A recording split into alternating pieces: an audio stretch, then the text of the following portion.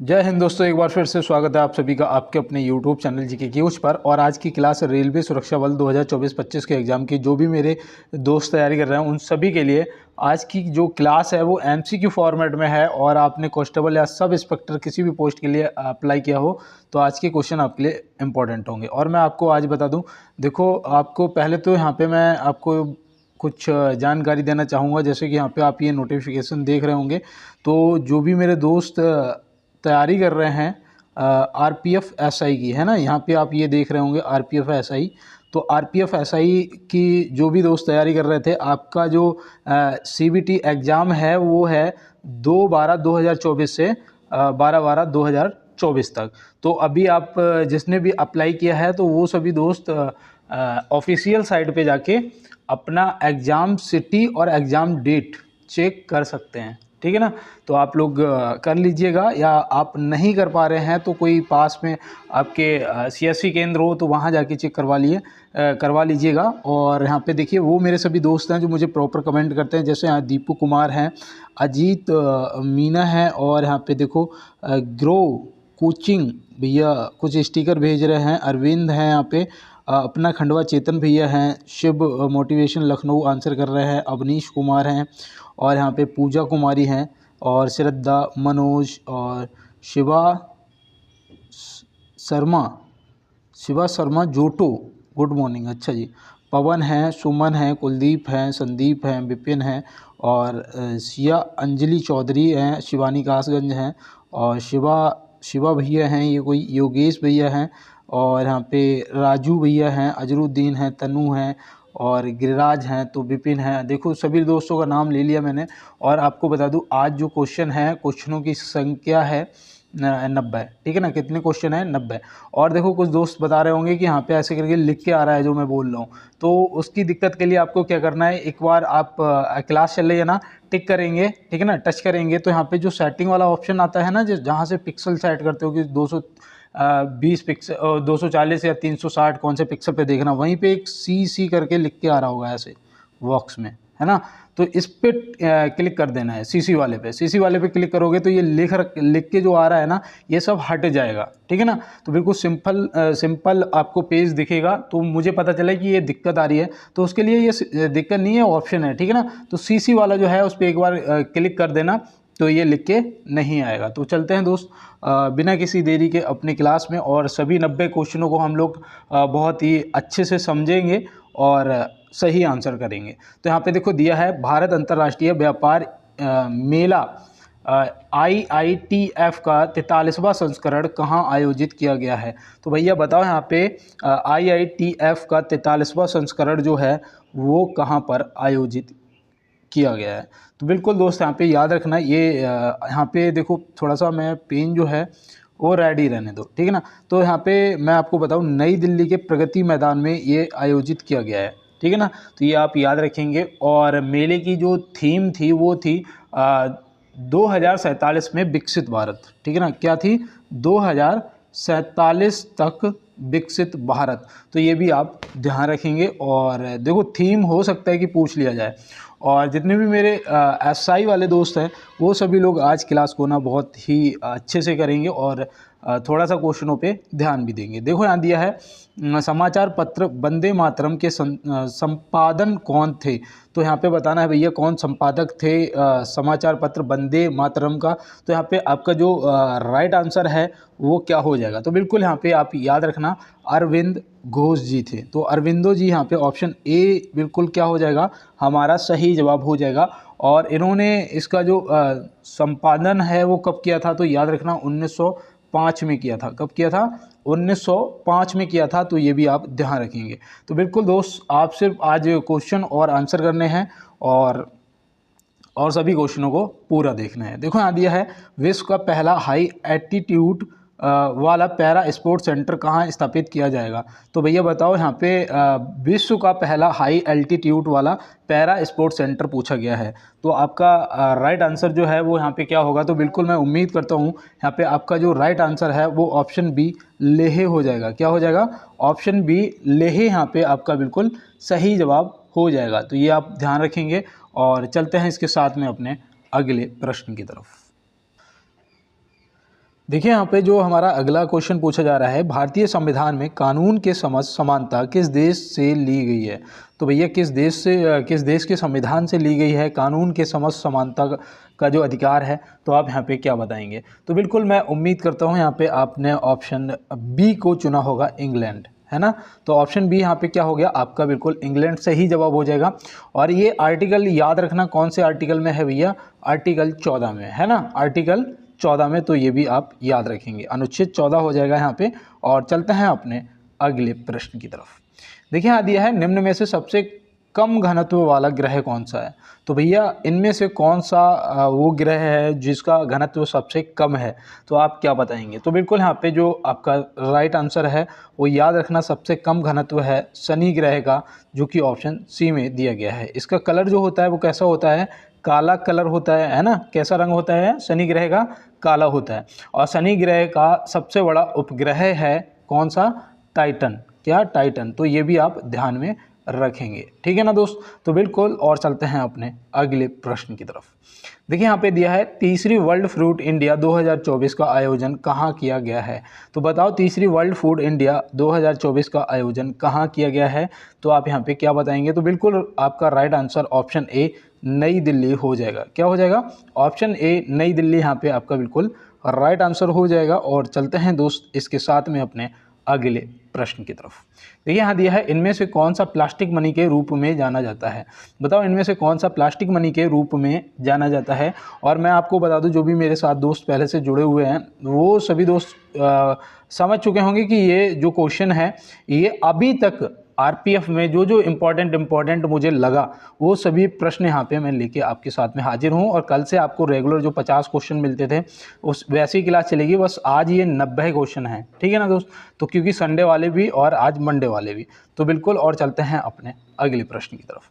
देखो यहाँ दिया है, मानव बाल में मौजूद संरचनात्मक प्रोटीन का नाम क्या है। तो बताओ भैया यहाँ पे मानव बाल में, या फिर यहाँ पे मैं ये भी क्वेश्चन आ सकता है कि गेंडे के सींग में, है ना, गेंडे के सींग में। तो भैया वो कौन सा प्रोटीन होता है। तो बिल्कुल यहाँ पे याद रखना वो हो जाएगा केराटिन, ऑप्शन डी यहाँ पे बिल्कुल राइट आंसर। तो ऑप्शन डी अगर आपने टिक किया है तो बिल्कुल आपका राइट जवाब है। और चलते हैं इसके साथ में अपने अगले प्रश्न की तरफ। देखो यहाँ दिया है, उत्तर मध्य रेलवे का स्थापना वर्ष क्या है। उत्तर मध्य रेलवे का स्थापना वर्ष क्या है। तो याद रखना भैया 1 अप्रैल 2003 है ना। यहाँ पे ऑप्शन बी 1 अप्रैल 2003 हो जाएगा बिल्कुल सही जवाब। तो बिल्कुल दोस्त नोट कर लेंगे। और चलते हैं इसके साथ में अपने अगले प्रश्न की तरफ। देखिए यहाँ दिया है, निम्नलिखित में से जीएसटी कौन सा कर है। जीएसटी कौन सा कर है, प्रत्यक्ष कर है या अप्रत्यक्ष कर है। तो यहाँ पे आप क्या बताएंगे। तो जीएसटी से संबंधित हम लोगों ने पहले भी बहुत कुछ पढ़ा है ना। तो यहाँ पे ऑप्शन ए अप्रत्यक्ष कर हो जाएगा। दूसरा याद रखना, ये एक यहाँ पे लिख देता हूँ, 1 जुलाई 2017 को लागू हुआ था, है ना। सबसे पहला देश मैंने आपको बताया था फ्रांस था, क्या, फ्रांस था, जिसने कब किया था। तो याद रखना 1954 में लागू कर दिया था। ये भी याद रखना कौन सा किस मॉडल पे था। तो मॉडल याद रखना कनाडा मॉडल, है ना, कौन सा, कनाडा मॉडल। तो ये भी आप याद रखेंगे। राष्ट्रपति जी ने 8 सितंबर 2016 को मंजूरी दे दी थी। तो ये भी आप ध्यान रखेंगे। तो बिल्कुल स्क्रीनशॉट ले लो और चलते हैं अपने अगले प्रश्न पे। देखो यहाँ पे दिया है, श्री प्रधानमंत्री नरेंद्र मोदी जी ने किस राज्य में 4 बायोगैस यूनिट का अनावरण किया है। तो ये देखो आपके करंट के भी यहाँ पे बहुत ज़्यादा क्वेश्चन आपको मिलेंगे। तो मैं आपको बताऊँ, ये आज का आपका प्रैक्टिस सेट है। आप 90 में से देखो, चेक करो कि आपका स्कोर जो है वो कितना बन रहा है, ठीक है ना दोस्त। तो यहाँ पे याद रखना वो हो जाएगा असम। कहाँ पर किया है, असम, ऑप्शन डी यहाँ पे आपका बिल्कुल राइट आंसर हो जाएगा। और चलते हैं दोस्त अपने अगले प्रश्न की तरफ। और अगर किसी क्वेश्चन में कोई त्रुटि हो जाए, कोई गलती हो जाए, तो उसके लिए सॉरी, आप मुझे कमेंट बॉक्स में अवगत जरूर कराएंगे। और देखो यहाँ पे दिया है, महिलाओं के लिए हेप्टाथलॉन में स्पर्धा शामिल होती हैं। कितनी स्पर्धा शामिल होती हैं। तो आप याद रखेंगे वो होती हैं 7 स्पर्धा, है ना। ऑप्शन सी 7 इवेंट होते हैं। तो ये भी आप ध्यान रखेंगे, जिसमें 100 मीटर बाधा दौड़, ऊंची कूद, गोला फेंक, 200 मीटर दौड़ और लंबी कूद, 800 मीटर दौड़ और फिर आपका भाला फेंक, है ना। तो ये 7 याद रखना। और देखो यहाँ पे दिया है माजुली द्वीप किस राज्य में स्थित है। माजुली द्वीप ये विश्व का सबसे बड़ा द्वीप है ना। तो याद रखना भैया, यहाँ पे आपसे माजुली द्वीप पूछा गया है, तो ये है असम में। कहाँ पर? असम में। और इसका जो क्षेत्रफल है ना, ऑप्शन ए यहाँ पे सही हो जाएगा। क्षेत्रफल याद रखना 352 वर्ग किलोमीटर में। कितना? 352 वर्ग किलोमीटर में ये फैला हुआ है। तो ये भी याद रखना, ये दुनिया का सबसे बड़ा नदी द्वीप है, ये भी याद रखना। और ये ब्रह्मपुत्र नदी बनाती है ना, ब्रह्मपुत्र नदी के किनारे है। तो ये आप याद रखेंगे। तो बिल्कुल दोस्त, और चलते हैं अपने अगले प्रश्न की तरफ। यहाँ दिया है 1 नवंबर 2024 को भारत के रक्षा सचिव का पद किसने संभाला है। बताओ भैया, ये भी आपका करंट का ही क्वेश्चन है 1 नवंबर का। बताओ 1 नवंबर 2024 को भारत के रक्षा सचिव का पद किसने संभाला है। तो यहाँ पे आप क्या बताएंगे। तो बिल्कुल दोस्त, यहाँ पे याद रखना वो हो जाएंगे श्री राजेश कुमार सिंह, है ना। यहाँ पे ऑप्शन ए आपका क्या हो जाएगा, श्री राजेश कुमार सिंह यहाँ पे आपका बिल्कुल राइट आंसर हो जाएगा। तो बिल्कुल दोस्त, और आप ये नोट भी करते चलें, ठीक है ना। और चलते हैं अपने अगले प्रश्न पे। तो यहाँ पे 15वां क्वेश्चन है, और मैं सिर्फ एक ही बात कहूँगा आप लोगों के लिए। मैं जानता हूँ पहले तो मेरे जो SI वाले भैया लोगों का एडमिट कार्ड आ गया है, ठीक है ना, जिनका भी एग्ज़ाम अब होने वाला है, उन सभी को पहले तो बहुत बहुत शुभकामनाएं कि आप सभी कामयाब हों और आपका पेपर इस बार 100% क्लियर हो, ठीक है ना। और दूसरा यहाँ पे एक बात मैं कहूँगा कि मैंने रातों में जाग कर देखा है, स्टूडेंट की सुबह होने में रातें लगती हैं। तो अगर आपने रातों में जाग के, मैंने कहा है आपसे कि अगर आपने जाग के पढ़ा है तो फिर आपका सुबह होना अब दूर नहीं है। तो यहाँ पे देखो दिया है राज्य के नीति निर्देशक सिद्धांत किस देश के संविधान से लिया गया है। तो यहाँ पे बताना है राज्य के नीति निर्देशक सिद्धांत किस देश के संविधान से लिया गया है। तो यहाँ पे आपका सही जवाब जो है वो हो जाएगा आयरलैंड। ऑप्शन बी यहाँ पे क्या हो जाएगा, आयरलैंड, बिल्कुल और राइट आंसर। तो आप याद रखेंगे। और चलते हैं दोस्त अपने अगले प्रश्न की तरफ। तो यहाँ दिया है मध्य रेलवे का स्थापना वर्ष क्या है। तो बताओ भैया, मध्य रेलवे का स्थापना वर्ष यहाँ पे क्या हो जाएगा। तो याद रखना भैया, ये हुई थी 1951 में। कब हुई थी? 1951। यहाँ पे ऑप्शन बी जो है बिल्कुल सही जवाब हो जाएगा, है ना, 5 नवंबर 1951। इसका मुख्यालय भी याद रखना मुंबई BT है, ठीक है ना। क्या है? मुंबई BT है। तो ये भी आप याद रखेंगे। और पश्चिमी रेलवे का अगर पूछा जाएगा तो वो है चर्च गेट। कौन सा? अगर पश्चिमी रेलवे का पूछा जाएगा तो आपका चर्च गेट हो जाएगा, मुंबई चर्च गेट। ये भी आप ध्यान रखेंगे। और चलते हैं दोस्त इसके साथ में अपने अगले प्रश्न की तरफ। देखिए यहाँ पे दिया है मडरो उपरांत भारत रत्न से सम्मानित प्रथम व्यक्ति कौन थे। तो बताओ भैया, यहाँ पे वो प्रथम व्यक्ति कौन थे। तो आपका जो राइट आंसर है वो याद रखना लाल बहादुर शास्त्री जी। तो श्री लाल बहादुर शास्त्री जी, ऑप्शन ए यहाँ पे क्या हो जाएगा हमारा बिल्कुल राइट आंसर हो जाएगा। अगर पूछ दिया जाएगा इन्हें कब मिला था, तो याद रखना 1966 में। कब दिया गया था? 1966 में इन्हें भारत रत्न से सम्मानित किया गया था। तो बिल्कुल आप ध्यान रखेंगे। और चलते हैं अपने अगले प्रश्न की तरफ। और यहाँ पे देखो दिया है निम्नलिखित में से चुंबकीय प्रेरक का SI मात्रक क्या है। तो यहाँ पे बताना है चुंबकीय प्रेरक का SI मात्रक क्या है। तो बिल्कुल आपने जो आंसर किया होगा, मैं उम्मीद करता हूँ आपने टेस्ला को लगाया होगा, जो कि ऑप्शन ए में यहाँ दिया गया है। तो यहाँ पे ऑप्शन ए जो है टेस्ला आपका सही जवाब हो जाएगा। अगर वाट है तो याद रखना भैया शक्ति का होता है मात्रक, है ना।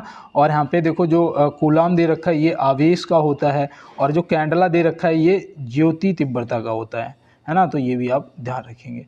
तो बिल्कुल दोस्त, और चलते हैं अपने अगले प्रश्न पे। यहाँ दिया है राष्ट्रीय कैंसर जागरूकता दिवस प्रति वर्ष किस तिथि को मनाया जाता है। तो बताओ भैया, राष्ट्रीय कैंसर जागरूकता दिवस प्रति वर्ष किस तिथि को मनाया जाता है। तो आप यहाँ पे बिल्कुल राइट आंसर किए होंगे, 7 नवंबर को मनाया जाता है, जो कि ऑप्शन ए में दिया गया है। ऑप्शन ए यहाँ पे क्या हो जाएगा हमारा बिल्कुल राइट आंसर हो जाएगा। तो बिल्कुल दोस्तों, चलते हैं इसके साथ में अपने अगले प्रश्न पे। यहाँ दिया है नवंबर 2024 में अमेरिकी राष्ट्रपति का चुनाव किसने जीता है। नवंबर 2024 में अमेरिकी राष्ट्रपति का जो चुनाव है वो किसने जीता है। तो याद रखना भैया, ये जीता है डोनाल्ड ट्रंप ने। ऑप्शन ए यहाँ पे हमारा क्या हो जाएगा बिल्कुल राइट आंसर हो जाएगा। दूसरा याद रखना ये 47वें राष्ट्रपति बने हैं। कौन से? 47वें राष्ट्रपति बने हैं। तो ये भी आप ध्यान रखेंगे। और हारी कौन है? तो कमला हैरिस, है ना।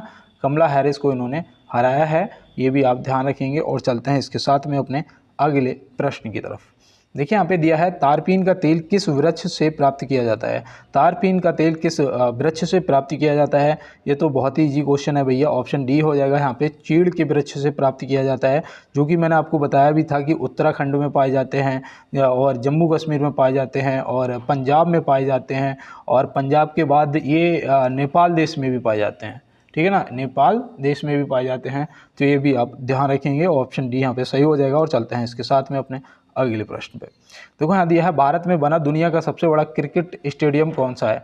भारत में बना दुनिया का सबसे बड़ा क्रिकेट स्टेडियम पूछा जा रहा है, तो आप यहाँ पे क्या बताएंगे। तो यहाँ पे बिल्कुल आपका सही जवाब जो है Narendra Modi stadium, option B यहाँ पे क्या हो जाएगा, आपका बिल्कुल सही जवाब हो जाएगा। इसका जो पहले का नाम था वो था मोटेरा स्टेडियम, ये भी याद रखना, और ये कहाँ पर, अहमदाबाद में है, ठीक है ना, गुजरात।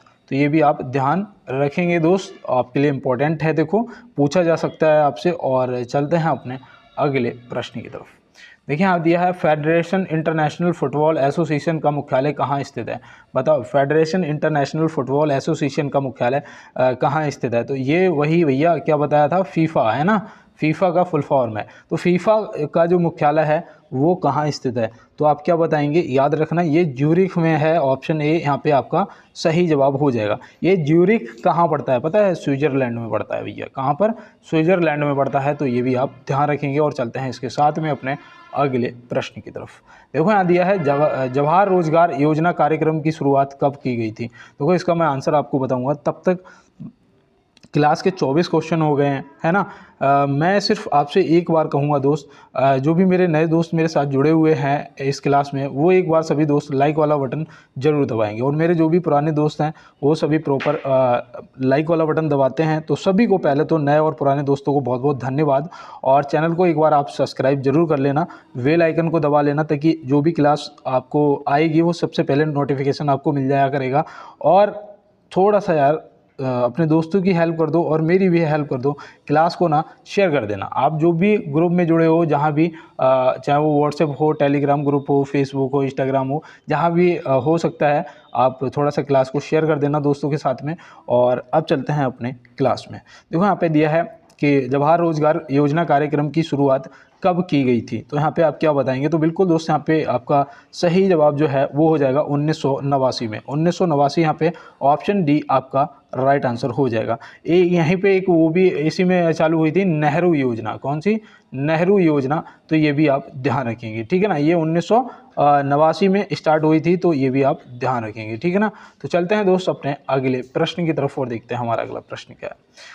यहाँ पे देखो दिया है कि निम्नलिखित में से वित्त आयोग की स्थापना कब हुई थी। बताओ वित्त आयोग की जो स्थापना है वो कब हुई थी, तो आप यहाँ पे क्या बताएंगे। तो बिल्कुल दोस्त यहाँ पे सही जवाब आपका 6 अप्रैल 1952 हो जाएगा। 6 अप्रैल 1952 ऑप्शन बी यहाँ पे क्या हो जाएगा, आपका बिल्कुल राइट आंसर हो जाएगा। तो ये आपको ध्यान में रखना है। और चलते हैं इसके साथ में अपने अगले प्रश्न की तरफ। देखिए यहाँ पे दिया है, भारत की पहली निजी सैन्य विमान फैक्ट्री का उद्घाटन किस राज्य में किया गया है। बताओ भारत की पहली निजी सैन्य विमान फैक्ट्री का उद्घाटन किस राज्य में किया गया है। तो बिल्कुल यहाँ पे आप क्या बताएंगे। तो याद रखना भैया, ये हो जाएगा आपका गुजरात राज्य में किया गया है। गुजरात का वो क्या है, वडोदरा है ना, वडोदरा। तो बिल्कुल हाँ याद रखना, वडोदरा में किया गया है। तो ये आप नोट कर लेंगे। तो बिल्कुल दोस्त देखो स्क्रीनशॉट ले लो, ये प्रश्न आपसे पूछे जा सकते हैं। और जैसा कि मैंने बताया कि आज आपको करंट अफेयर के भी काफ़ी क्वेश्चन मिलेंगे। यहाँ दिया है 2024 ब्रिक्स शिखर सम्मेलन का कहाँ आयोजित किया गया था। तो बताओ ये जो ब्रिक्स शिखर सम्मेलन था 2024 का, ये कहाँ आयोजित किया गया था। पहले तो मैं आपको बता दूं ये 16वां था। कौन सा, 16वां था, ठीक है ना, 16वां संस्करण, ये भी आप याद रखना। और ये रूस के कजान में किया गया था, ऑप्शन बी, कहाँ पर, कजान में। तो रूस के कजान शहर में किया गया था। तो ये भी आप याद रखेंगे। और ये 22 से 24 अक्टूबर तक आयोजित हुआ था, 22 से 24 अक्टूबर तक, ठीक है ना। तो बिल्कुल आप याद रखेंगे। और चलते हैं अपने अगले प्रश्न पे। तो यहाँ पे दिया है, निम्नलिखित में से हाइड्रोफोबिया रोग किसके काटने से होता है। मैंने उस दिन आपको हाइड्रोफोबिया जब बताया था, देखो मुझे याद है मैंने आपसे कहा था कि जो रेबीज पूछा जाता है ना, रेबीज, तो बिल्कुल किससे हो जाता है, कुत्ता, ऑप्शन ए, किसके काटने से, कुत्ता ऑप्शन ए यहाँ पे जो दे रखा है उस हिसाब से यहाँ पे ऑप्शन ए जो है आपके क्या हो जाएगा, बिल्कुल सही जवाब हो जाएगा। इसमें पता विषाणुओं द्वारा होता है भाई, है ना, ये रोग कौन विषाणुओं द्वारा होता है होती है। चलो यहाँ पे देखो दिया गया है किस राज्य सरकार ने राज्य में विशेष शिक्षा जोन बनाए जाने की घोषणा की है। तो किस राज्य सरकार ने राज्य में विशेष शिक्षा जोन बनाए जाने की घोषणा की है, तो यहाँ पे वो याद रखना आप ऑप्शन बी हो जाएगा, उत्तर प्रदेश सरकार ने, ठीक है ना। ऑप्शन बी यहाँ पे उत्तर प्रदेश सरकार सही हो जाएगा। और ये पता है क्यों, ये शिक्षा को बढ़ावा देने के लिए, ये आप याद रखना, शिक्षा को बढ़ावा देने के लिए। और बिल्कुल चलते हैं इसके साथ में अपने अगले प्रश्न पे। तो यहाँ दिया है एनसीईआरटी की किताबें अब किस ई कॉमर्स पोर्टल से भी मिलेंगी। तो भैया किस ई कॉमर्स पोर्टल से मिलेंगी, अमेजन, फ्लिपकार्ट, मीशो या ऊबर। तो भैया यहाँ पे याद रखना आपका जो राइट आंसर है वो हो जाएगा अमेजॉन। ऑप्शन ए यहाँ पे क्या हो जाएगा, अमेजॉन यहाँ पे आपका बिल्कुल राइट आंसर हो जाएगा। और चलते हैं इसके साथ में अपने अगले प्रश्न की तरफ। देखो यहाँ पे दिया है धातुओं का ताप बढ़ने पर उनका प्रतिरोध खाली स्थान जाता है। बताओ भैया बढ़ता है या घट जाता है, क्या होता है, फटाफट कमेंट बॉक्स में बताइएगा। तो यहाँ पे मैं उम्मीद करता हूँ आपने बिल्कुल राइट आंसर लगाया होगा कि बढ़ता है। ऑप्शन ए यहाँ पे क्या हो जाएगा, बढ़ता है आपका बिल्कुल सही जवाब। और देखो घटता पता किसका है, जो अर्धचालक होते हैं, जो अर्धचालक होते हैं उनका प्रतिरोध घट जाता है, ये भी आप याद रखना। तो बिल्कुल दोस्तों, और चलते हैं इसके साथ में अपने अगले प्रश्न पे। तो यहाँ दिया है दिल्ली भारत की राजधानी कब बनी थी। बहुत ही इजी क्वेश्चन है, ये 1911 में बनी थी, ऑप्शन ए। और मैं उम्मीद करता हूँ यहाँ पे आपने भी इसका आंसर कर दिया होगा, है ना। और चलते हैं इसके साथ में अपने अगले प्रश्न पे। तो यहाँ दिया है जड़त्व के नियम की खोज किसने की थी। बताओ जड़त्व के नियम की खोज किसने की थी। तो यहाँ पे आप क्या बताएंगे, तो बिल्कुल यहाँ पे आपका राइट आंसर गैलीलियो हो जाएगा, जो कि ऑप्शन ए में दिया गया है ना। गैलीलियो यहाँ पे क्या हो जाएगा आपका बिल्कुल राइट आंसर ऑप्शन ए हो जाएगा। और मैं उम्मीद करता हूँ आपने नोट भी कर लिया होगा।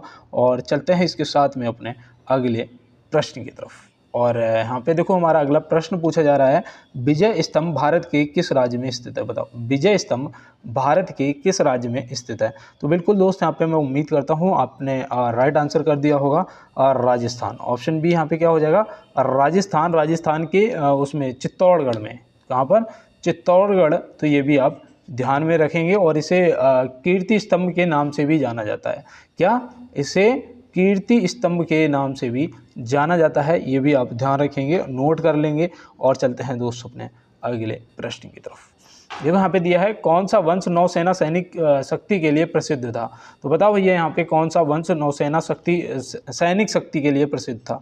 तो बिल्कुल इसका आप आंसर करिएगा। तब तक मैं आपको एक लाइन बता दूं कि अगर दिक्कतें आ रही हैं, अगर मुश्किलें आ रही हैं, तो याद रखना ज़िंदगी खेल उसी के साथ खेलती है जो खिलाड़ी पक्का होता है। ज़िंदगी किसके साथ खेल खेलती है, जो खिलाड़ी पक्का होता है। तो बिल्कुल भी घबराना नहीं है, अपनी समस्याओं से हाथ दो हाथ करने हैं और मुश्किलों से बाहर निकलना है। और यहाँ पे दिया है कौन सा वंश नौसेना सैनिक शक्ति के लिए प्रसिद्ध था। तो आपका राइट आंसर हो जाएगा चोल वंश, जो कि ऑप्शन सी में दिया गया है। तो ऑप्शन सी यहाँ पे क्या हो जाएगा दोस्त, बिल्कुल आपका राइट आंसर हो जाएगा। और चलते हैं इसके साथ में अपने अगले प्रश्न की तरफ। तो यहाँ दिया है संविधान के उद्देश्य का प्रस्तावना का संशोधन कितनी बार किया गया है। तो बताओ संविधान के उद्देश्य का प्रस्तावना का जो संशोधन है वो कितनी बार किया गया है। तो आप यहाँ पे क्या बताएंगे, तो याद रखना भैया सिर्फ एक बार किया गया है। कितनी बार, एक बार किया गया है, जो कि आपको याद भी होगा 42वां संविधान संशोधन है ना। 42वां जो संविधान संशोधन है वो आप याद रखोगे 1976, ठीक है ना। तो एक बार प्रस्तावना में संशोधन किया गया है, वो भी 42वां। और चलते हैं इसके साथ में अपने अगले प्रश्न की तरफ। तो यहाँ दिया है भारतीय संविधान के प्रस्तावना की प्रेरणा किस देश के संविधान से ली गई है। तो बताओ भैया प्रस्तावना की जो प्रेरणा है वो किस देश के संविधान से ली गई है। तो आप यहाँ पे क्या बताएंगे, तो बिल्कुल दोस्तों यहाँ पे यूएसए आपका अमेरिका क्या हो जाएगा, और राइट आंसर हो जाएगा। तो आप याद रखेंगे। और चलते हैं इसके साथ में अपने अगले प्रश्न की तरफ। और स्क्रीनशॉट लेते हुए चलना, और जो छूट जाए उसका स्क्रीनशॉट ले लो, बाद में आप नोट कर लेना।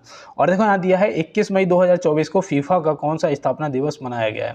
बताओ 21 मई 2024 को फीफा का कौन सा स्थापना दिवस मनाया गया है। ये आज आपका टेस्ट पेपर है, आप देख लो। 38 क्वेश्चन हो गए हैं, कम से कम 30 तो राइट आंसर होने ही चाहिए आपके, है ना। 38 में से 30 आपके सही होने चाहिए। और यहाँ पे बताना है कि 21 मई 2024 को फीफा का कौन सा स्थापना दिवस मनाया गया है। तो आप याद रखना 120वां, ऑप्शन बी यहाँ पे क्या हो जाएगा, ऑप्शन बी आपका 120वां सही हो जाएगा, क्योंकि इसका जो स्थापना थी वो 1904 में हुई थी, है ना, और ये 2024 है, माइनस कर लो तो 120 वर्ष, मतलब 120वां आपका राइट आंसर हो जाएगा। और चलते हैं दोस्तों अपने अगले प्रश्न पे। देखो यहाँ दिया है, निम्न में से गृह लक्ष्मी योजना किस राज्य से संबंधित है।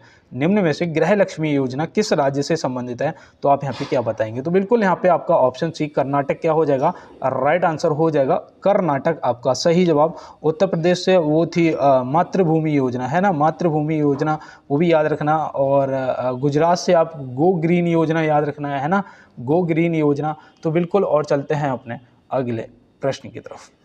देखिए यहाँ पे दिया गया है, भारत किस पड़ोसी देश के साथ सबसे लंबी सीमा रेखा साझा करता है।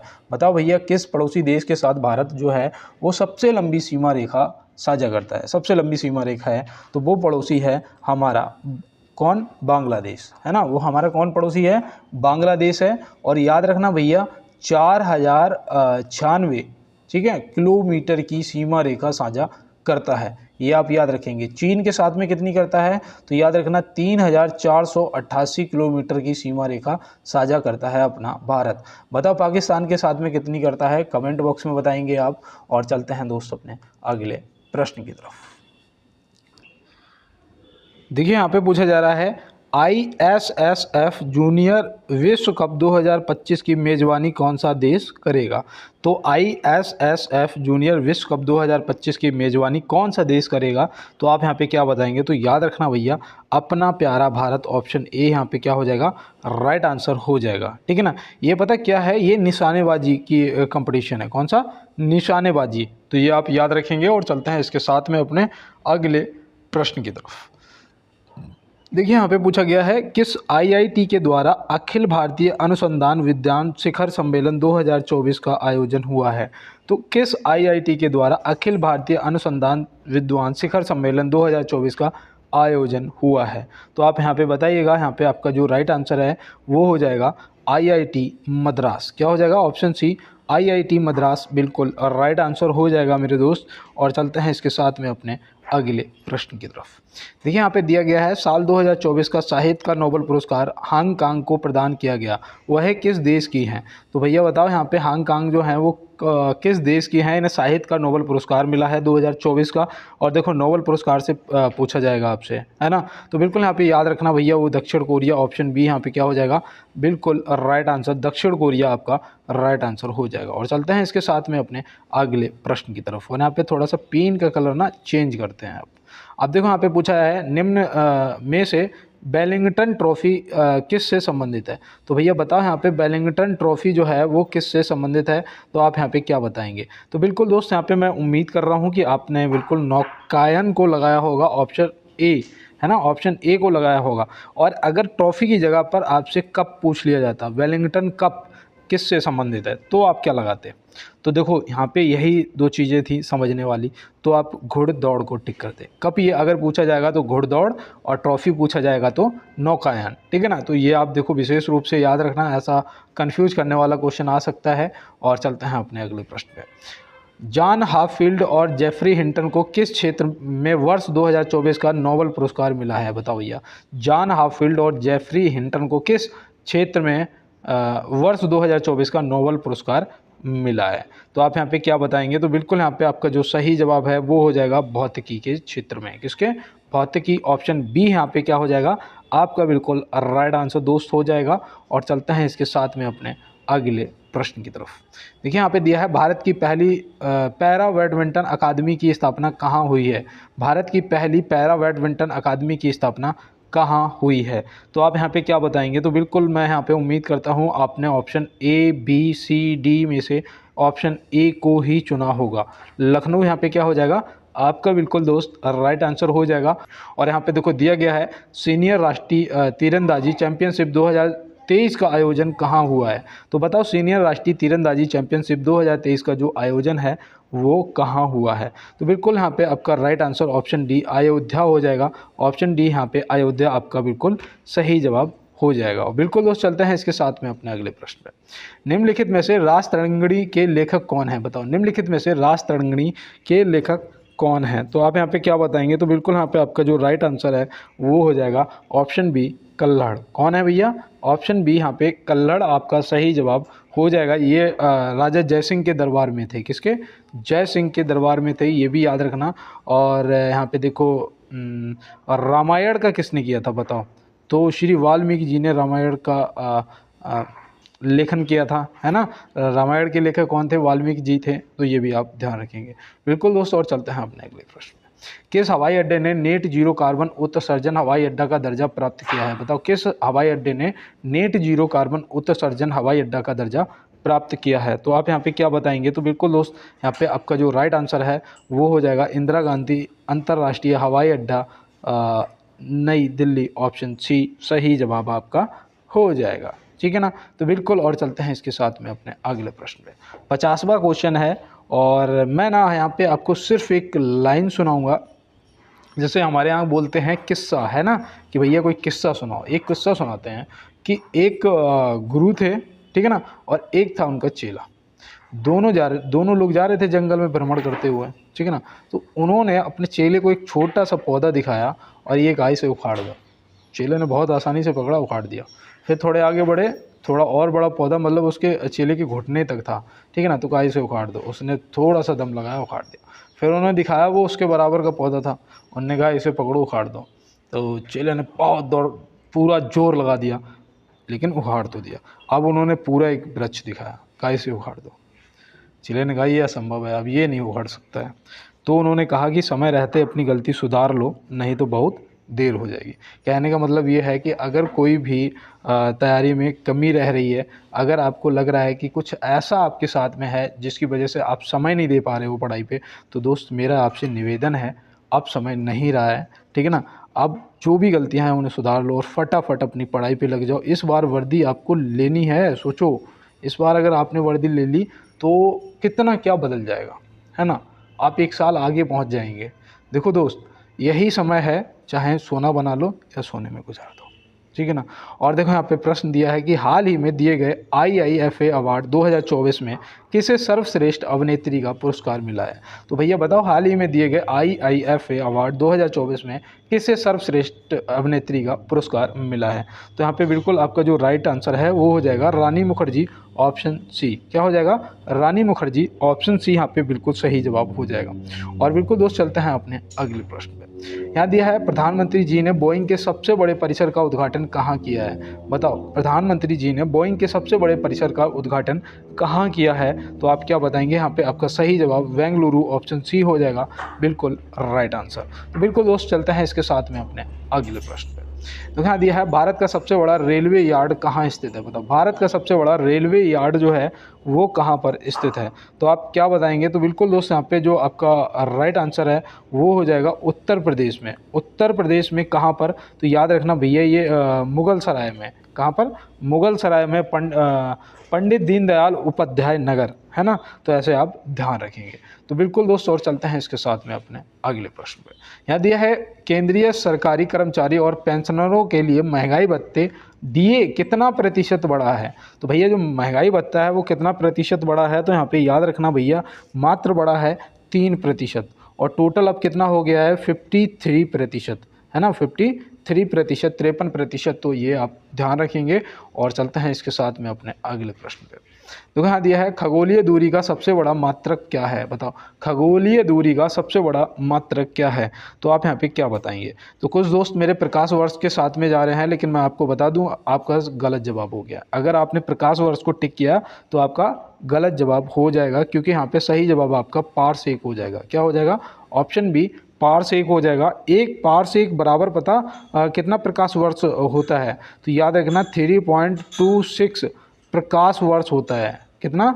3.26 प्रकाश वर्ष होता है एक पारसेक के बराबर, ठीक है ना। तो सबसे बड़ा जो मात्रक है वो क्या होगा? पारसेक होगा।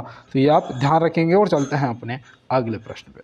तो यहाँ दिया है निम्नलिखित में से झीलों के अध्ययन को क्या कहते हैं? बताओ, निम्नलिखित में से झीलों के अध्ययन को क्या कहते हैं? तो आप क्या बताएंगे? तो बिल्कुल दोस्त यहाँ पे आपने राइट आंसर किया होगा लिम्नोलॉजी, ऑप्शन ए आपका राइट आंसर लिम्नोलॉजी हो जाएगा राइट आंसर। और यहाँ पे याद रखना जो पेड्रोलॉजी है ना, पेडोलॉजी, तो पेडोलॉजी किसका है? तो याद रखना ये मिट्टी के अध्ययन को कहते हैं। किसके? मिट्टी के अध्ययन को कहते हैं। और पेट्रोलॉजी जो होता है वो चट्टानों के अध्ययन का होता है। ठीक है ना, तो ये आप ध्यान रखेंगे। और चलते हैं इसके साथ में अपने अगले प्रश्न पे। तो यहाँ दिया है क्लोरोफिल निर्माण के लिए आवश्यक तत्व क्या है? क्लोरोफिल निर्माण के लिए आवश्यक तत्व क्या है? तो आप यहाँ पे क्या बताएंगे? तो बिल्कुल दोस्त यहाँ पे याद रखना लोहा और मैग्नीशियम, मतलब ऑप्शन ए और बी यहाँ पे दोनों क्या हो जाएगा? सही जवाब। तो ऑप्शन सी यहाँ पे आपका क्या हो जाएगा? बिल्कुल दोस्त राइट आंसर हो जाएगा। और चलते हैं इसके साथ में अपने अगले प्रश्न की तरफ। देखिए यहाँ दिया है किस देश के संविधान से समवर्ती सूची का प्रावधान लिया गया है? दोस्त 40 मिनट के अंदर क्लास को ख़त्म करना है, तो फटाफट सभी क्वेश्चनों का जवाब करते हुए चलेंगे। और यहाँ दिया है किस देश के संविधान से समवर्ती सूची का प्रावधान लिया गया है? तो यहाँ पे याद रखना भैया ऑप्शन ए ऑस्ट्रेलिया हो जाएगा क्या आपका राइट आंसर। और चलते हैं इसके साथ में अपने अगले प्रश्न पे। देखो यहाँ दिया है परम रुद्र सुपर कंप्यूटर को हाल ही में किसने लॉन्च किया है? बताओ, परम रुद्र सुपर कंप्यूटर को हाल ही में किसने लॉन्च किया है? तो यहाँ पे याद रखना हमारे प्रधानमंत्री जी नरेंद्र मोदी जी ने लॉन्च किया है। तो यहाँ पे ऑप्शन बी क्या हो जाएगा? श्री प्रधानमंत्री जी ने। तो आप ध्यान रखेंगे। और एक पुणे में किया गया था, एक दिल्ली में किया गया था, एक कोलकाता में किया गया था। और ये कितने लागत से बने थे? तो याद रखना 130 करोड़ की लागत से। कितना? 130 करोड़ की लागत से इसे लॉन्च किया गया। ये सब आपके 2023 और 24 के करंट अफेयर से क्वेश्चन है, तो ये भी आप याद रखेंगे। और वंदे भारत एक्सप्रेस की शुरुआत किसके बीच हुई थी? वंदे भारत एक्सप्रेस की शुरुआत जो है वो किसके बीच हुई थी? तो याद रखना भैया दिल्ली से वाराणसी के बीच हुई थी। तो ऑप्शन बी यहाँ पे क्या हो जाएगा? नई दिल्ली से वाराणसी हमारा सही जवाब हो जाएगा। और ये कब हुई थी? तो वो भी याद रखना, ये 15 फरवरी 2019 को हुई थी। कब हुई थी? 15 फरवरी 2019 को हुई थी। तो ये भी आप ध्यान में रखेंगे, नोट कर लेना दोस्त। और चलते हैं अपने अगले प्रश्न की तरफ। देखिए यहाँ पे दिया है भारत ने 45वें शतरंज ओलंपियाड में कौन सा पदक जीता है? तो बताओ भारत ने 45वें शतरंज ओलंपियाड में कौन सा पदक जीता है? तो आप यहाँ पे क्या बताएंगे? स्वर्ण पदक जीता है, जो कि यहाँ पे ऑप्शन ए आपका राइट आंसर हो जाएगा। और बिल्कुल दोस्त चलते हैं इसके साथ में अपने अगले प्रश्न की तरफ। देखो यहाँ पे दिया है स्नूकर में उपयोग होने वाली गेंदों की संख्या कितनी होती है? बताओ स्नूकर में उपयोग होने वाली गेंदों की संख्या कितनी होती है? तो याद रखना भाई 22 कितनी होती हैं? 22 गेंद होती हैं। तो याद रखना कितनी संख्या होती है? 22। तो 22 यहाँ पे ऑप्शन बी आपका राइट आंसर हो गया। और चलते हैं इसके साथ में अपने अगले प्रश्न पे। यहाँ पे हमसे पूछा जा रहा है Uttar Pradesh international trade show 2024 कहाँ आयोजित किया गया है? तो बताओ भैया Uttar Pradesh international trade show 2024 कहाँ आयोजित किया गया है? तो आपका जो राइट आंसर है वो याद रखना भैया ग्रेटर नोएडा, ऑप्शन बी यहाँ पे क्या हो जाएगा आपका?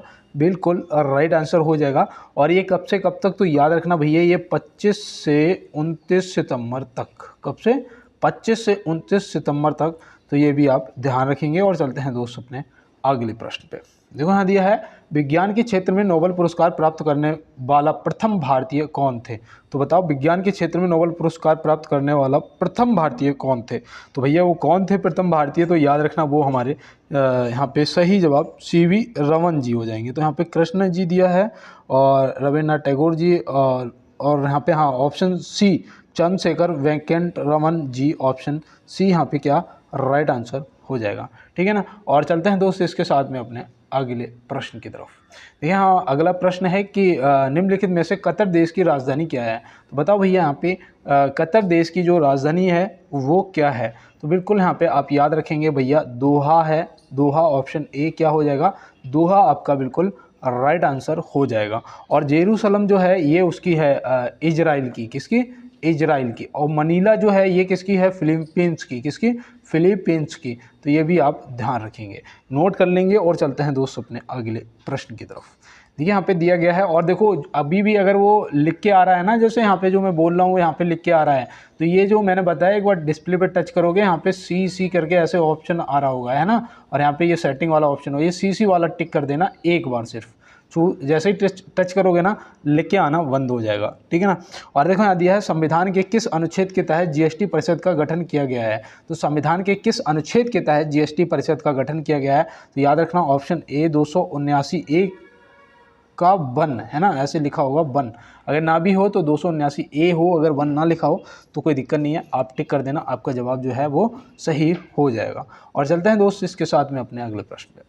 यहाँ दिया है जम्मू कश्मीर का विशेष राज्य का दर्जा कब समाप्त हुआ था। तो बताओ भैया जम्मू कश्मीर के का विशेष राज्य का जो दर्जा है वो कब समाप्त हुआ था, जिसे हम लोग धारा 370 बोलते हैं, है ना, ये कब हटा दी गई थी। तो आप यहाँ पे क्या बताएंगे, तो बिल्कुल याद रखना ये 5 अगस्त 2019 को हटाई गई थी। तो ऑप्शन यहाँ पे डी हमारा क्या हो जाएगा, बिल्कुल राइट आंसर हो जाएगा। और ये कौन से भाग में थी ये भी याद रखना, हो सकता है कहीं भाग पूछ लिया जाए, तो भाग 21 में थी, ठीक है ना, धारा 370। तो ऐसे आप याद रखेंगे। और चलते हैं इसके साथ में अपने अगले प्रश्न की तरफ। देखो यहाँ दिया है निम्न में से किस दिन यूनिसेफ दिवस मनाया जाता है। तो भैया बताओ किस दिन यूनिसेफ दिवस मनाया जाता है, तो यहाँ पे आप क्या बताएंगे। तो बिल्कुल दोस्त यहाँ पे 11 दिसंबर आपका राइट आंसर हो जाएगा। मानवाधिकार दिवस मनाया जाता है 10 दिसंबर को, ये भी याद रखना। 23 दिसंबर को क्या मनाया जाता है, तो आप क्या बताएंगे, याद रखना भैया किसान दिवस मनाया जाता है, क्या किसान दिवस मनाया जाता है।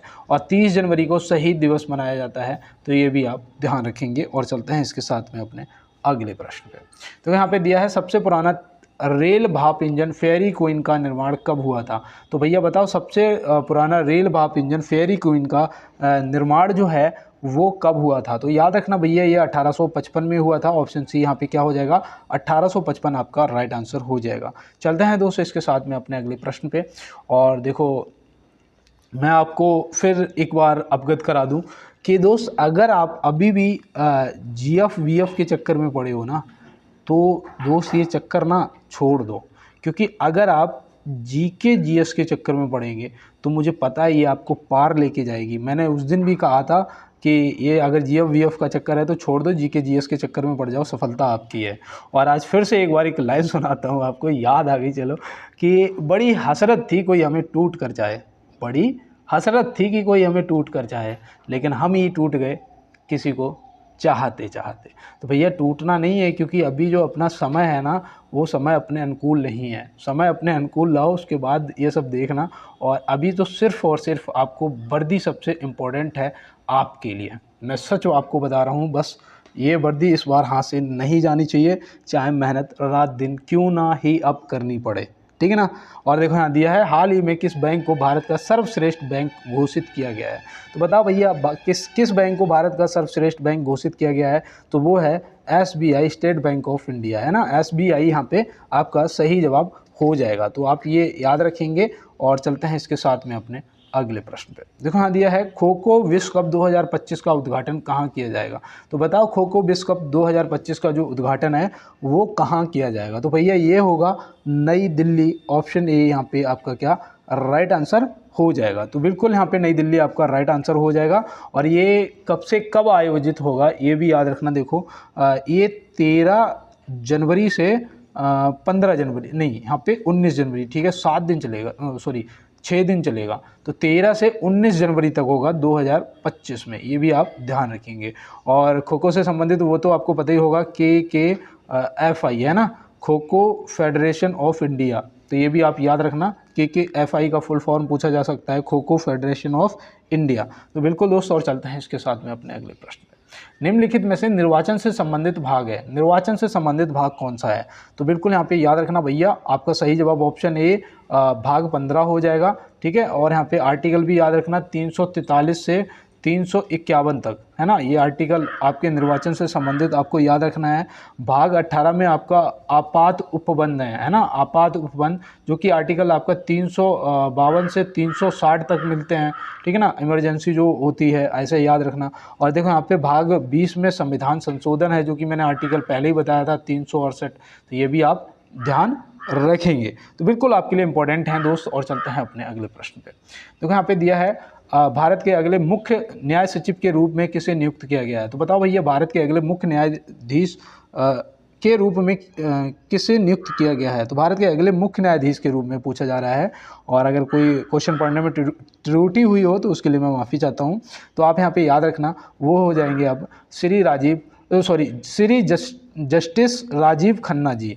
तो बिल्कुल ऑप्शन ए यहाँ पे आपका क्या राइट आंसर हो जाएगा। तो ऑप्शन ए यहाँ पे आपका राइट आंसर हो जाएगा। इससे पहले हमारे डी.वाई. चंद्रचूड़ जी थे, तो ये भी आप ध्यान रखेंगे। तो बिल्कुल चलते हैं इसके साथ में अपने अगले प्रश्न पे। टमाटर में लाल रंग का कारण क्या है? पता है मैं इंग्लिश कैसे पढ़ता हूँ, देखो, what is the reason for red colour in tomatoes, ऐसे पढ़ता हूँ। लेकिन मुझे पता है मैं इंग्लिश नहीं पढ़ पाता हूँ। और यहाँ पे देखो दिया गया है लाइकोपिन, ऑप्शन ए क्या हो जाएगा आपका, बिल्कुल राइट जवाब हो जाएगा। और दूध में ये लैक्टोज पाई जाती है, लैक्टोज जो है ये दूध में पाई जाती है, तो ये भी आप याद रखना। और चलते हैं दोस्त अपने अगले प्रश्न की तरफ। देखिए यहाँ दिया है निम्न में से अमर सरकार पोर्टल किस राज्य से संबंधित है? तो बताओ निम्न में से अमर सरकार पोर्टल किस राज्य से संबंधित है? तो बिल्कुल यहाँ पे याद रखना भैया, वो राज्य हो जाएगा त्रिपुरा। त्रिपुरा जो कि ऐसे ट्रिक से याद रखा था ना कि त्रिपुरा मतलब 3 तरफ से घिरा हुआ किससे, बांग्लादेश से, है ना। तो याद रखना भारत का एक ऐसा राज्य है त्रिपुरा जो कि बांग्लादेश से 3 तरफ से घिरा हुआ है। तो बिल्कुल दोस्त, और चलते हैं अपने अगले प्रश्न पे। यहाँ दिया है पहली बार एथलेटिक्स में भारत के लिए गोल्ड मेडल किसने जीता है? तो भैया बताओ एथलेट में भारत के लिए गोल्ड मेडल किसने जीता पहली बार?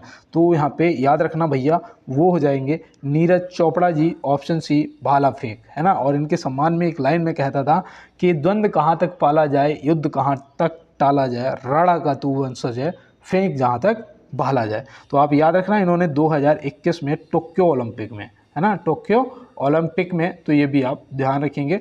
और चलते हैं दोस्तों अपने अगले प्रश्न की तरफ। देखो यहाँ दिया है पेरिस ओलंपिक में विनेश फोगाट को किस भार वर्ग में अयोग्य घोषित किया गया है? तो पेरिस ओलंपिक में विनेश फोगाट को किस भार वर्ग में अयोग्य घोषित किया गया है? तो मैं आपको बता दूं इन्हें फाइनल में ही आगे अयोग्य घोषित कर दिया, फाइनल में, है ना। तो यहाँ पे याद रखना 50 किलो भार वर्ग में इनका लगभग 50 ग्राम या 50 ग्राम से थोड़ा सा ऊपर वेट बढ़ गया था, तो इन्हें ऐसे ही फाइनल में बाहर कर दिया गया, मना कर दिया, मतलब अयोग्य घोषित कर दिया। तो यहाँ पे देखो दिया गया है एनटीपीसी लिमिटेड ने एटीटी वेस्ट अवार्ड 2024 में कौन सा स्थान हासिल किया है? तो भैया बताओ यहाँ पे एनटीपीसी लिमिटेड ने एटीटी वेस्ट अवार्ड 2024 में कौन सा स्थान हासिल किया है? तो आप यहाँ पे याद रखना, यहाँ पे तीसरा स्थान हासिल किया है। और इसका जो आयोजन था वो कहाँ पर हुआ था?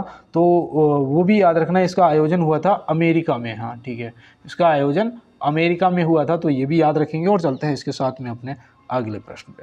तो यहाँ दिया है सत्यशोधक समाज की स्थापना कब हुई थी? बताओ सत्यशोधक समाज की जो स्थापना है वो कब हुई थी और किसने करी थी? तो याद रखना 24 सितंबर 1873 में हुई थी। 24 सितंबर 1873, ऑप्शन डी मतलब यहाँ पे क्या हो जाएगा हमारा, बिल्कुल राइट आंसर हो जाएगा। और इसकी जो स्थापना है वो ज्योतिराव फुल्लो ने की थी, है ना, ज्योतिबा फुले जी ने की थी, तो ये भी याद रखना। और वेद समाज की जो स्थापना थी वो 1867 में हुई थी, है ना। और देखो यहाँ पे देखो दिया गया है साल 2023 में सर्वश्रेष्ठ पर्यटन गांव के रूप में कितने गांव को मान्यता दी गई है? तो बताओ साल 2023 में सर्वश्रेष्ठ पर्यटन गांव के रूप में कितने गांव को मान्यता दी गई है? तो आप यहाँ पे क्या बताएंगे? तो बिल्कुल यहाँ पे आपका जो राइट आंसर है वो हो जाएगा ऑप्शन सी 35 गांव। तो ऑप्शन सी यहाँ पे क्या हो जाएगा आपका, बिल्कुल राइट आंसर 35 गांव हो जाएगी। तो बिल्कुल दोस्त चलते हैं इसके साथ में अपने अगले प्रश्न पे। यहाँ दिया है कोशिका के नाभिक का आविष्कार किसने किया था? बताओ कोशिका के नाभिक का जो आविष्कार है वो किसने किया था? तो बिल्कुल याद रखना भैया रॉबर्ट ब्राउन ने किया था। तो ऑप्शन सी यहाँ भी आपका क्या राइट आंसर हो जाएगा। और याद रखना इन्होंने 1831 में किया था। कब? 1831 में किया था। और अलेक्जेंडर ने उसका किया था, अलेक्जेंडर फ्लेमिंग ने पेंसिलिन का किया था, है ना, पेंसिलिन का 1928 में। तो ये भी आप ध्यान में रखेंगे। तो बिल्कुल दोस्त चलते हैं इसके साथ में अपने अगले प्रश्न पे। और उसके साथ में मैं आपको यहाँ पे एक लाइन और सुना देता हूँ कि बड़े मंजिल के मुसाफिर छोटा दिल नहीं रखते, है ना। तो बिल्कुल अगर बड़े मंजिल के मुसाफिर हो तो फिर यार छोटा छोटा दिल नहीं रखना है। कहने का मतलब ये है कि अगर ज़रूरी नहीं है कि आप जितने भी युद्ध लड़ें वो सारे युद्ध आप ही जीते हैं, है ना, ये कोई ज़रूरी नहीं होता है। ज़रूरी होता है कि जिस युद्ध को आप लड़ने जा रहे हैं उसमें कोई कमी ना छोड़ना, है ना, अपनी तैयारी में कोई कमी ना छोड़ना। जीत या हार जो है वो मालिक के हाथ में होती है ना, वो नियति के हाथ में होती है कि वो क्या हमसे करवाना चाह रही है, उस हिसाब से होता है। हमारे हिसाब से कुछ नहीं होता है, हमारे हिसाब से तो सिर्फ कर्म होता है हमारा, है ना, जैसा हम कर्म करेंगे वैसा हमें फल मिलेगा, ये सत्य है।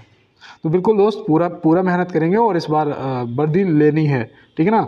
और यहाँ पे देखो दिया है ओलंपिक 2024 में समापन समारोह में मनु भाकर के साथ दूसरे भारतीय ध्वजवाहक कौन थे। तो बिल्कुल आप याद रखेंगे, यहाँ पे जो आपका राइट आंसर है वो याद रखना, वो हो जाएंगे हमारे PR श्रीजेश जी, जो कि हमारे एक गोलकीपर थे, है ना, और कप्तान भी थे। तो ये भी याद रखना, और ये अब हॉकी के कोच भी हैं, तो बिल्कुल आप याद रखेंगे। और इन्होंने संन्यास ले लिया है। तो बिल्कुल चलते हैं अपने अगले प्रश्न पे। देखिए यहाँ पे अगला प्रश्न हमारा है, पूर्वी मध्य रेलवे का मुख्यालय कहाँ स्थित है। बताओ, पूर्वी मध्य रेलवे का मुख्यालय जो है वो कहाँ स्थित है। तो याद रखना भैया, ये हाजीपुर, ऑप्शन बी क्या हो जाएगा, बिल्कुल राइट आंसर हो जाएगा। और चलते हैं इसके साथ में अपने अगले प्रश्न पे। यहाँ दिया है, निम्नलिखित में से ऑपरेशन अमानत किससे संबंधित है। ऑपरेशन अमानत जो है वो किससे संबंधित है। तो आप यहाँ पे क्या बताएंगे। तो बिल्कुल यहाँ पे जो आपका भारतीय रेलवे है, ऑप्शन ए सही जवाब हो जाएगा। जो यात्री वगैरह होते हैं उनके बैग, पर्स, मोबाइल, सामान वगैरह जो गुम हो जाता है उसे ट्रैक करके और यात्री तक पहुंचाना। और बिल्कुल दोस्तों आप याद रखना। और चलते हैं अपने अगले प्रश्न में। बंगाल की खाड़ी में 25 अक्टूबर 2024 को ओडिशा तट पर आने वाले भीषण चक्रवाती तूफान का क्या नाम है। तो बिल्कुल भैया याद रखना, 25 अक्टूबर 2024 को ओडिशा के तट पर आने वाला भीषण जो चक्रवाती तूफान था उसका नाम था दाना तूफान। क्या था, दाना तूफान। ऑप्शन ए यहाँ पे आपका बिल्कुल राइट आंसर हो जाएगा। और चलते हैं अपने अगले प्रश्न पे। तो यहाँ दिया है, निम्नलिखित में से किसे वर्गीकरण का पितामह कहा जाता है। तो भैया बताओ यहाँ पे वर्गीकरण का पितामह निम्न में से किसे कहा जाता है। तो आप याद रखना, यहाँ पे कार्ल लिनियस आपका ऑप्शन ए राइट आंसर हो जाएगा। और स्क्रीनशॉट ले लो दोस्त। चलते हैं अपने अगले प्रश्न की तरफ। देखो यहाँ दिया है, 1947 में स्वतंत्रता के समय भारत की साक्षरता दर कितनी थी। तो बताओ, 1947 में स्वतंत्रता के समय भारत की जो साक्षरता दर थी वो थी 12% मात्र। कितनी, 12%। अब बताओ, अब 2011 की जनगणना के अनुसार भारत की साक्षरता दर कितनी है। ये आज आपके लिए HW है। और चलते हैं दोस्तों अपने अगले प्रश्न। यहाँ दिया है, भारतीय संविधान का कौन सा अनुच्छेद लोक सेवा आयोग के सदस्य को हटाने और निलंबन से संबंधित है। तो बताओ, भारतीय संविधान का कौन सा अनुच्छेद लोक सेवा आयोग के सदस्य को हटाने और निलंबन से संबंधित है। तो यहाँ पे बिल्कुल आप याद रखना, वो आर्टिकल 317 ऑप्शन सी, यहाँ पे अनुच्छेद 317 क्या हो जाएगा आपका बिल्कुल राइट आंसर दोस्त हो जाएगा। और चलते हैं इसके साथ में अपने अगले प्रश्न पे। यहाँ दिया है, मेट्रोमैन उपनाम से किसे जाना जाता है। मेट्रोमैन उपनाम से किसे जाना जाता है। तो याद रखना, इंजीनियर श्रीधरन जी को। तो ऑप्शन बी यहाँ पे इंजीनियर श्रीधरन बिल्कुल आपका राइट आंसर हो जाएगा। और चलते हैं इसके साथ में अपने अगले प्रश्न पे। यहाँ दिया है, हाल ही में क्षेत्रीय उड़ान योजना को कितने साल के लिए बढ़ा दिया गया है। तो बताओ, हाल ही में क्षेत्रीय उड़ान योजना को कितने सालों के लिए बढ़ा दिया गया है। तो यहाँ पे याद रखना 10 वर्ष। ऑप्शन बी यहाँ पे क्या आपका 10 वर्ष यहाँ पे क्या हो जाएगा, सही जवाब हो जाएगा। और चलते हैं अपने लास्ट क्वेश्चन पे। और देखो, लास्ट क्वेश्चन का आंसर करने से पहले एक बार अगर जो भी मेरे दोस्त अभी तक क्लास में जुड़े हैं, एक बार लाइक वाला बटन जरूर दबाएंगे, चैनल को सब्सक्राइब कर लेंगे, बेल आइकन दबा लेंगे, और थोड़ा सा यार सपोर्ट करो, क्लास को शेयर करो अपने दोस्तों के साथ में, व्हाट्सएप ग्रुप में, फेसबुक, थोड़ा सा यार सपोर्ट आप लोगों का चाहिए। और बिल्कुल दोस्तों, आप लोगों का जो सपोर्ट है वो बहुत अच्छा है, उसके लिए सभी को दिल से धन्यवाद। और इसका जो सही जवाब है वो याद रखना, दीपिका कुमारी ऑप्शन ए हो जाएगा। और इसी के साथ मिलते हैं दोस्त नेक्स्ट क्लास में नेक्स्ट प्रश्नों के साथ में। तब तक के लिए सभी दोस्तों को मेरा जय हिंद।